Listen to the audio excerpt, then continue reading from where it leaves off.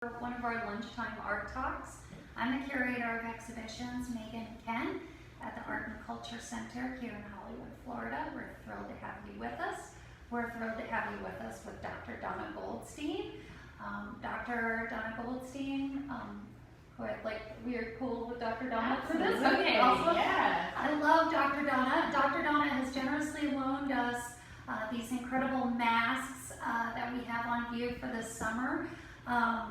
This exhibition is called Masks from the Faces of the World collection of Dr. Donna Goldstein, and it's in our community gallery on the second floor of the Art and Culture Center. The extensive collection of Dr. Donna Goldstein involved over 40 years of traveling, covering an expansive study of different regions across the globe. And to give you a little bit of a background on Dr. Donna, Dr. Goldstein is a psychologist with a doctoral dissertation that demonstrated how we can adapt most effectively across cultures. Over time, Dr. Goldstein collected over 100 masks to utilize in her innovative cultural education programs. She has contributed to 28 books and worked extensively in both the corporate and nonprofit sectors. She currently serves as a health and wellness advisor to clients worldwide and is engaged in numerous projects to create a kinder and more sustainable world.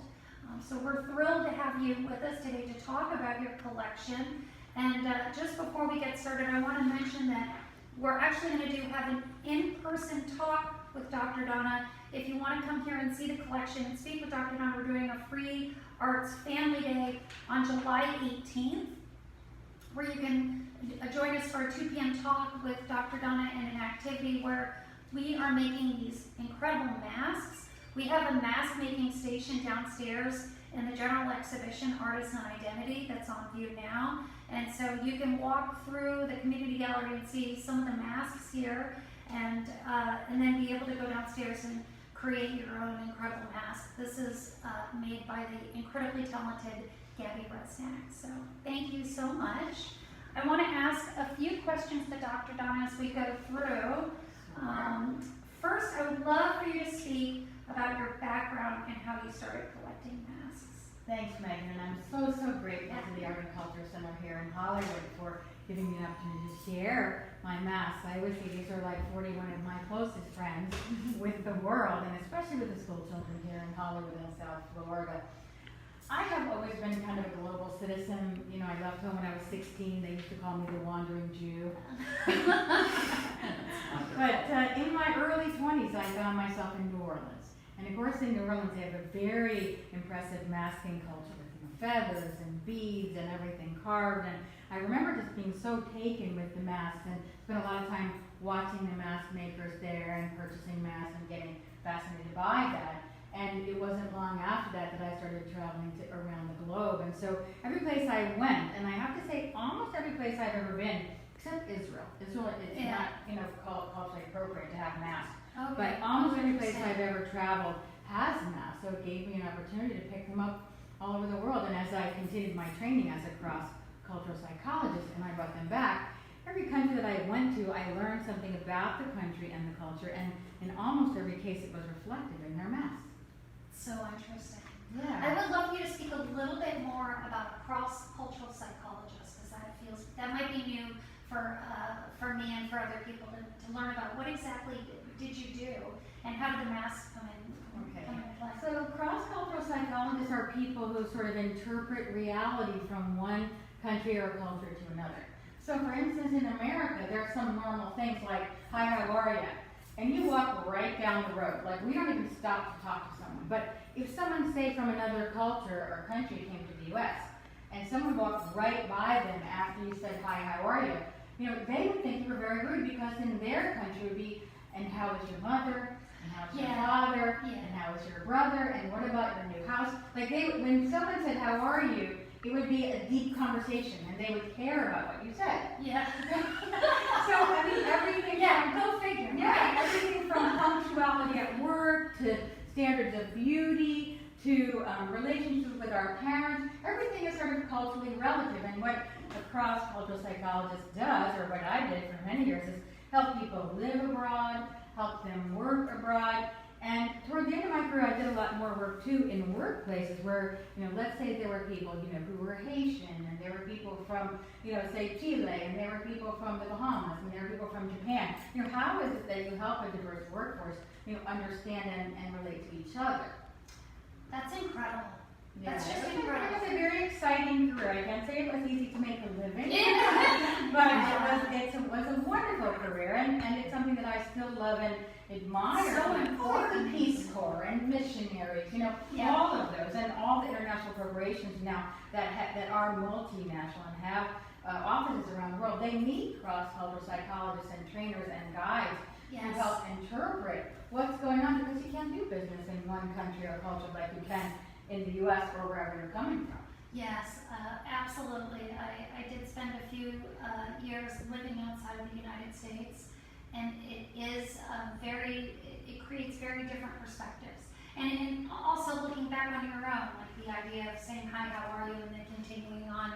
These little subtle moments really, they have such importance sometimes if you are aware of it. And if you can show another culture your appreciation, or you show another person your appreciation for their culture, I should say. It means a lot. Yeah. Yeah. So I used the masks when we were trying to, help other people understand.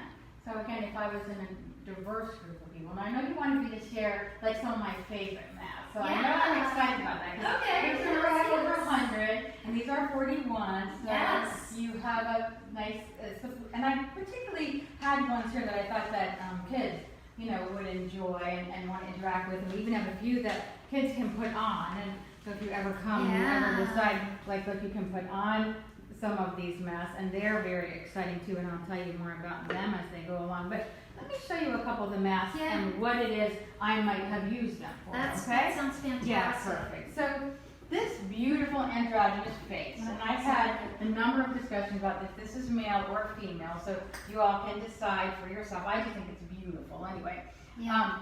Has a very special meaning to me because it's Jamaican. Mm-hmm. And I married a Jamaican man, the most amazing, wonderful Jamaican man. And in Jamaica, the sort of motto is out of many one. So Jamaica has people who come from Asian cultures. Of course, they began, Afro-Caribbean cultures. There are Arawak Indians. My husband has a little tiny bit Scottish. So, so people came to Jamaica, from England, from many other places, and different parts of Africa as well.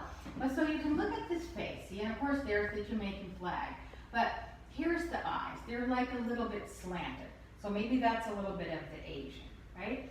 You see the cheekbones, and I always like to look at, what does the culture think is beautiful? I love those beautiful cheekbones. So I'm guessing that those are more like the Arawak Indian. And then the nose, the beautiful flat nose, and the beautiful lips here. I'm thinking that that's where we get the, the various African and Afro-Caribbean here. So with this mask together kind of shows us the out of many one. And you almost feel like you get a better sense of who the Jamaican people are when you get a chance to see it. So it is very interesting that you point out that this is the colors of the Jamaican flag. I mean, it's almost as if looking at this mask gives a sense of pride. Yes. National, pride, ethnic identity, exactly. Yeah. People, I believe that many people, when they see the mask, it gives them a pride in their culture. Like, oh, well, they make that in my country or my culture. And coming to see the display, almost everyone will feel something, some connection. And we tried to have a nice reflection. And again, I didn't go to everywhere in the world, but of the places that I went. And I have to say that some of the masks were gifts from other people too. So some of the masks I didn't personally find, although this one I did personally get in Jamaica. I want to show you another one. And we were talking about cultural relativity. So that means that something that's considered beautiful in one culture would not be considered beautiful, or maybe wouldn't even be understood in another culture. And that's why I love to use this as an example. I was blessed to go to Thailand, in fact, the very north of Thailand, northern Thailand. And I got to meet this woman. This is actually her. She's called the long neck woman. She was kind of like the queen of the long neck women in northern Thailand. And these are actual, I have a postcard on the back of her that you can see of her. But I met her, I spent a little time with her. And all of these are gold rings, which is very fashionable now. You'll see it in some fashion ads. But these are all individual gold rings that she's had since she was very young. It makes her neck go about this high, which unfortunately if she took them off, her neck would collapse. So she can't go without these at all. But in her culture, the longer your neck is and the more gold rings you have, the more beautiful you are. Yeah. Now, she didn't speak English, but some of the people who translated for me, like, we kind of got to laughing. They thought it was very funny that I was from Miami because they knew about Miami Vice. This was all the way at the top of the mountain. I love it. They knew about Miami Vice. But, like, we were kind of laughing because they, at the time, thought that every woman from Miami Vice wore those stiletto heels. And they were very surprised that I was wearing flat shoes because that idea that all the women had to teeter around in those high heels, and they think that's very funny. Yeah. But that's completely relative because at the time, and to some extent still now, women in beauty, like it's sort of you've got to wear those high shoes, and they think it's very odd. And you know, of course, in different parts of Asia, you know, at one point in China, they bound the feet. It was considered very attractive to have little tiny feet, and that's kind of a tragedy that has been updated and addressed. Yes. But, you know, and even so many people now having tattoos, you know, the tattoos that are considered beautiful. It is an interesting relationship between pain and beauty. And that are identified, you know, by, you know, whether it's a family or a tribe or a gang. You know, so people use, you know, facial markings, people use body markings, but it really shows up in the masks, which are reflective of the beauty in a culture. Yeah. Now, just for fun, while we're here, because I was in Thailand, this I'm turtle. crazy about I know this you one. love this turtle, Megan. I love See, it. this is actual silver that's embedded in on top of the turtle, and little tiny, almost like a skull and crossbones. So it has some kind of shamanic identity to it. So yeah, that was from northern Thailand as well. It's just exquisite. It's these are all bent design, right? Hammered, hand hammered. To create those designs, and then the beads, and then, I feel like that relates to another question I had for you about the use of similar materials, right? And how, you know, in this case we see a tortoise shell or a turtle shell. You see turtles, there's a lot. You'll start to see, when you study masks, you'll start to see some similar animals, you know, like here's a fish. This one is so fascinating. The kids just love this. If you get a little closer to this, you can't really believe this, but it's a piranha. Yeah. That is one piranha that's coming out of the shell, which was like a little coconut shell, and there's a piranha coming out of it. So, and as we'll go around, you'll see there's a number of fish, turtles, goats, frogs, many of those that are seen. Let me show you one other favorite of mine. And, you know, kids always like it too when I can show them that masks like the ones that I have often show up in books about masks. So this is a mask book for kids, but it's called Masks Tell Stories. But I like to show this because, for instance, one of my other favorite masks here, this mask here is probably one of the more valuable masks in the collection. And it comes from the False Face Society of the Iroquois. Okay. Right? Yes. And they were probably originally carved onto the trunk of a live tree. Oh, wow. And it was intended for healing. The False Face Society, they were healers. And there are various myths and legends and healings that come from these. And they usually use some kind of thing for hair so that it would look more realistic. This, as I understand it from the people I bought it from, who were Iroquois Indians, this is a horse's tail. So it's just beautiful to be able to have a real authentic horse's hair mask to show to the kids and people here in South Florida and around the world. I know we have some friends here from around the world that are seeing this.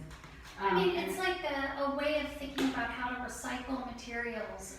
But so it's like straight from a tree. And then it creates a new life, like almost like these masks become, you know, this like recycled new way, new form. A new way to use them. Yes. Like here's a board, right? We're exactly. Board that's painted. Yeah, exactly. That's beautiful. Yeah. And several other boards. You'll see a lot of boards and shells and things.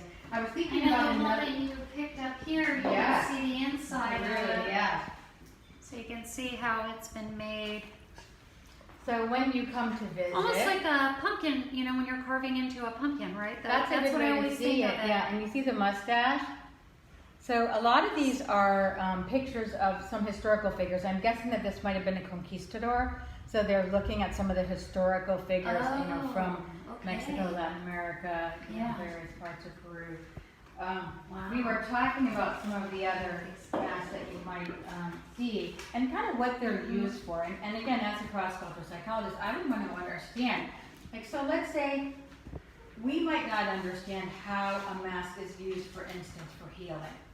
So these masks, and kids always love this one because look, he didn't brush his teeth. Look at him, what a mess, he didn't brush his teeth. Oh my goodness. But he's so beautiful to me. Look at his beautiful big smile. And he has a snake, you know, which is the power symbol, on his head.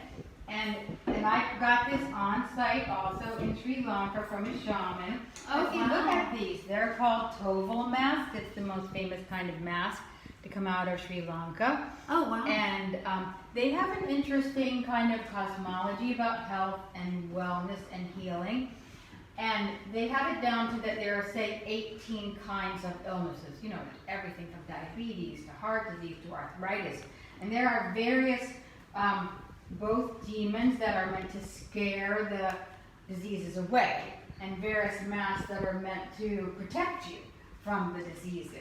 So what I was told anyway was that this has been danced, so it's old, so that it had been actually worn in the ceremony, and it had been danced in a ceremony in order to either heal someone who had a disease or to protect someone from it. And in the whole mask collecting world, when you have a mask that's been danced, that's considered, you know, something very special.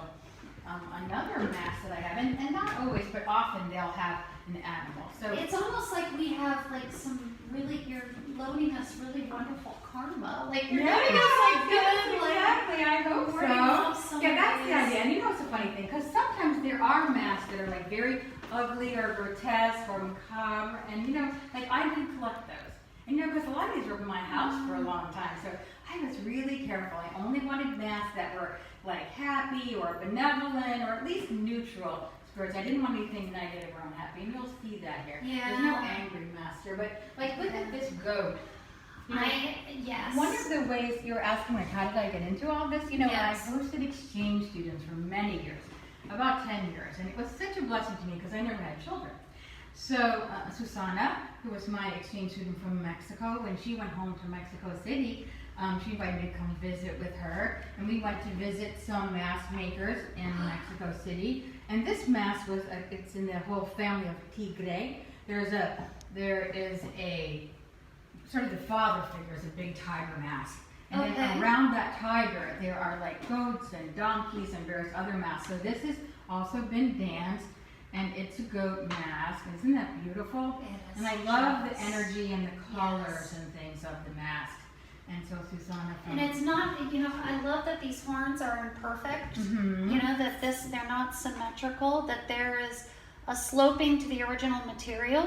You can see as they made it that they were moving quite their own naturally. creativity. Yeah, in fact, Yeah. one of the books I read said that probably some of the tigre mask makers maybe never even saw a tiger, but they wanted it to be ferocious, so they made them, you know, as ferocious looking As as they could. fantastical as And their fantastical. imagination Yeah, could there's so carry much them. imagination here. So we Yeah. were talking about the, you know, the materials that are used. I love this one. Now this was brought back, you know, Ghana, from Africa by a dear friend, and you can see Yes, it's exactly. beautiful. The beard here, and there is a cocoa bean and some cowrie shells, and you know I love how it's almost like age is celebrated. And I wanted to show you one more thing that will kind of help you see some of the differences, say, in U.S. culture and, say, Asian culture. This is another one that if you come, you get a chance to try on. This is bamboo, so it's actually made out of the kind of the trunk and the what's this called? The gnarly parts of the tree. But if you kind of scroll in here, look at all the beautiful carvings for the eyes. Yeah. So in Asia, or many parts of Asia, you know, age and wisdom is revered. And some people think it's like very odd that in America we all want to do like Botox and various things that will take away those lines, whereas in many parts of the world, all those lines are kind of show that your wisdom and you know, kind of the depth of who you are. Yes. But kids love to try this on because all of a sudden you can, you know, you can be an old man, Yes. and then you can put it back and you can be whatever age you are. And Young and fresh and vibrant. Exactly. I love holding this up. We've had some group tours coming in because we do a lot of field trips over the summer. I love holding this up to the little kids and saying, do you think this is old or young? And they're old, you know. Oh, Why? yeah. Why do you think he's old? And you know, and then they can break it down, and then they're looking more and they're thinking more about how they would be able to illustrate, you know, because again, we go downstairs and do the mask activity. How do you illustrate if something is young or old, or if something is, you know, or male or female or androgynous? You know, Right. how do you describe those different characters? Well, I was thinking about some of the other masks and how I could share how they came to be, and I'm so blessed that throughout my life, so many friends in college. So here I was a professor of you know, various management and business, human resources, and often, you know, with a cross-cultural focus. One of my very dearest professor friends brought me back a beautiful, also sort of senior mask from Malawi.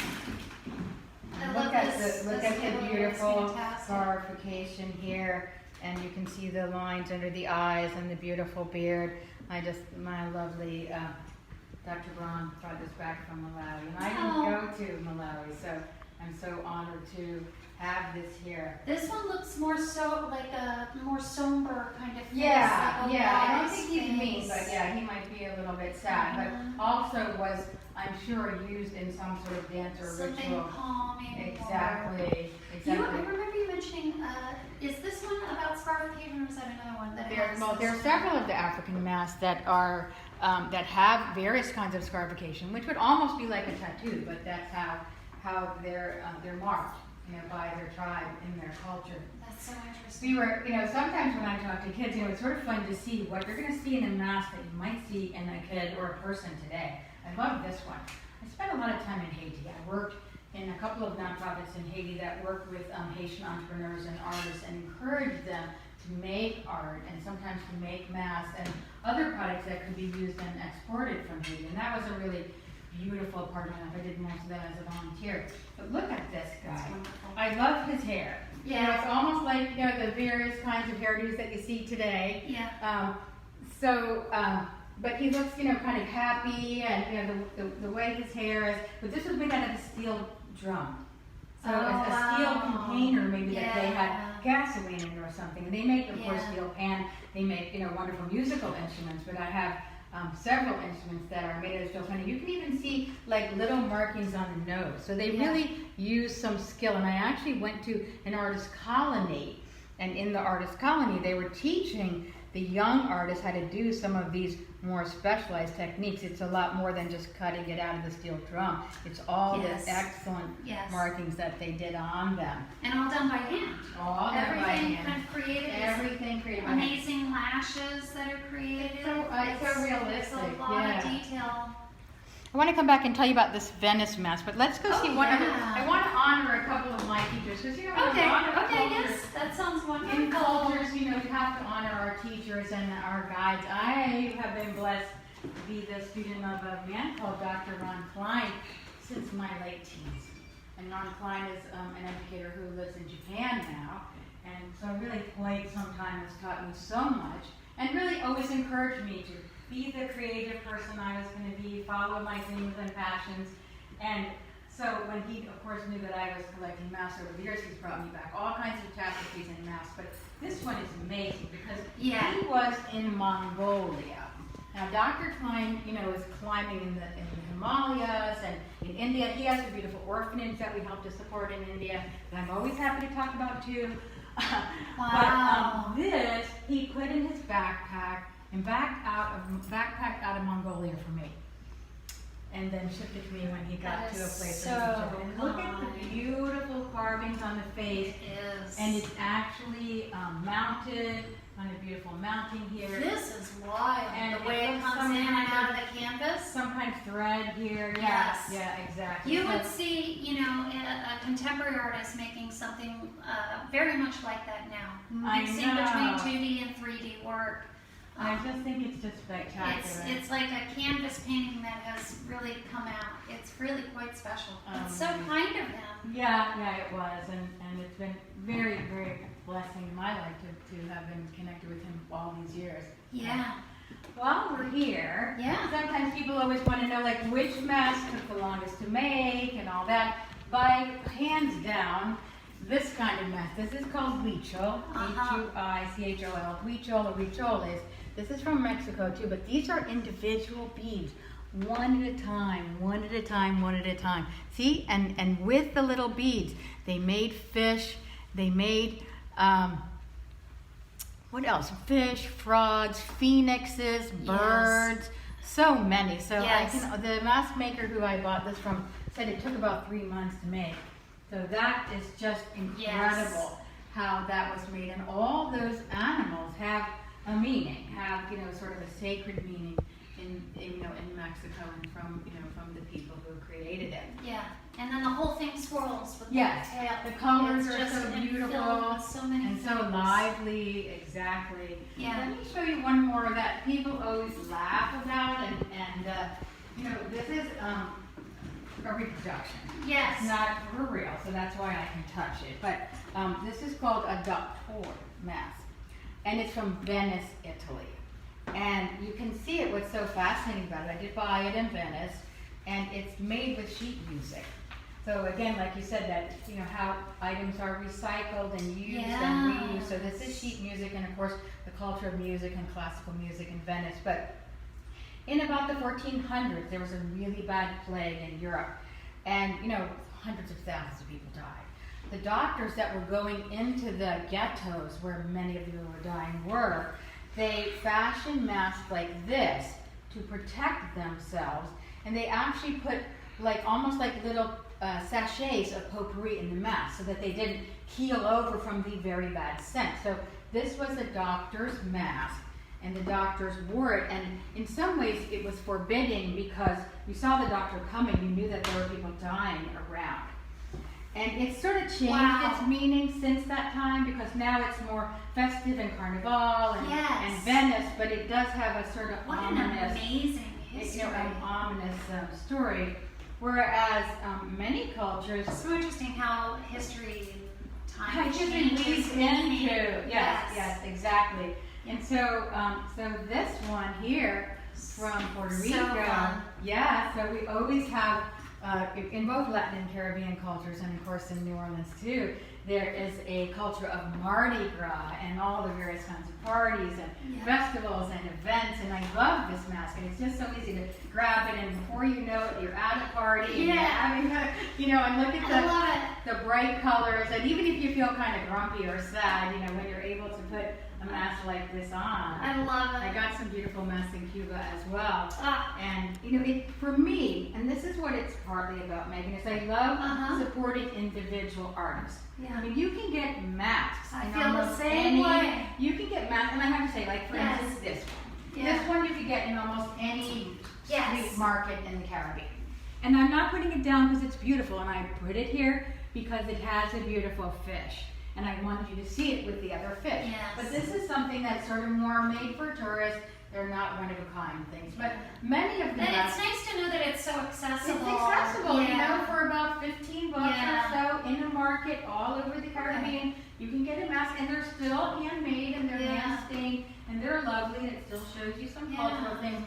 But I'd love to buy something. Thank you. I that's think different. we're running out of time. One Which minute. means Yes. you should come to the talk, and we'll go on more about some of these different masks. There's so many that you're so generous in lending to us. So thank you. Thank you so much. And thank you to all It of is our wonderful friends to for have you coming here. to visit Faces of the World. Yeah. If you have any questions, you can write in the comments section, and we will try to swoop back for it as well. So, and please feel free to come by the Art and Culture Center.